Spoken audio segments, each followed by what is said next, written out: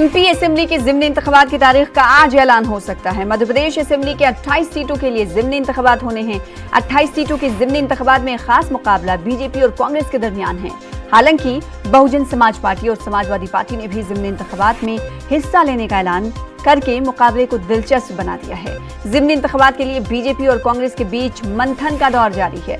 28 सीटों के ज़िमनी इंतखाबात के लिए कांग्रेस अब तक 2 फहरिस्त जारी कर चुकी है। पहली फहरिस्त में कांग्रेस 15 और दूसरी फहरिस्त में 9 उम्मीदवारों के नाम का ऐलान भी कर दिया गया है। वहीं आज 10:30 बजे होने वाली काबीना मीटिंग के बाद वजीर आला शिवराज सिंह चौहान दिल्ली रवाना होंगे, जहां असेंबली ज़िमनी इंतखाबात और पार्टी उम्मीदवारों के नाम पर आला क़यादत के साथ गौर-व-ख़ौज़ होगा। तो एमपी असेंबली के ज़िमनी इंतखाबात की तारीखों का आज ऐलान हो सकता है। मेहताब आलम, कांग्रेस ने तमाम फहरिस्त जारी कर दी उम्मीदवारों की, लेकिन बीजेपी की फहरिस्त पर सभी की निगाहें टिकी हुई हैं। आज इसके लिए गौर-व-ख़ौज़ करने के लिए सीएम जा रहे हैं दिल्ली। ऐसे में अगर तारीखों की बात करें तो तारीखों का ऐलान क्या आज कभी इम्कान है कि कर दिया जाए? यकीनी तौर पर ये उम्मीद की जा रही है कि आज तारीखों का ऐलान कर दिया जाएगा। और दोनों पार्टियां, भारतीय जनता पार्टी की बात करें, कांग्रेस की बात करें, दोनों ने अपनी पूरी तैयारी कर ली है। कांग्रेस ने जो है अब तक 28 सीटों में से 24 सीटों के लिए उम्मीदवारों के नाम का ऐलान कर चुकी है।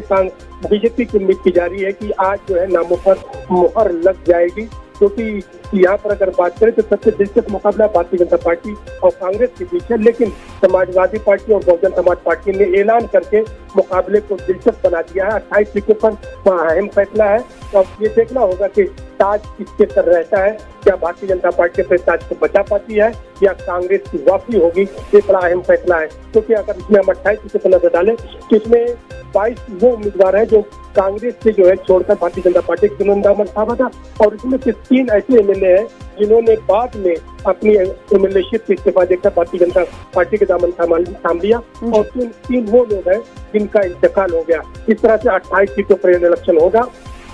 और एक चीज ये भी देखनी होगी कि कोरोना के कहर में इंतखाबात होना है, और कोरोना के कहर में जो ज़ाब्ते की बात की जा रही है, रोजाना सोशल डिस्टेंस की और जो गाइडलाइन जारी की गई है उसकी धज्जियां उड़ रही है। चाहे भोपाल के कल की जो है उसकी बात करें, आदि मकसूद का जो जुलूस निकला था उससे पहले भी जितनी हो रही, रोजाना इस तरह से हो रहा है। तो सवाल ये भी कायम है कि जिस तरह से इलेक्शन की तैयारियां हो रही है, इलेक्शन जरूरी है, उसी तरह से हमें कोरोना का भी ख्याल रखना होगा। अगर जिस तरह से ज़ाब्ते अखलाक की जो है खिलाफवर्जी होती रही तो कोरोना के मरीजों में और इजाफा होता जाएगा। बिल्कुल, और जाहिर सी बात है, और ऐसे में एक बड़ी चुनौती इलेक्शन कमीशन के सामने भी है। बेहद शुक्रिया मेहताब आलम हमारे साथ जुड़ने के लिए और इस हवाले से तफसीलात फराहम करने के लिए।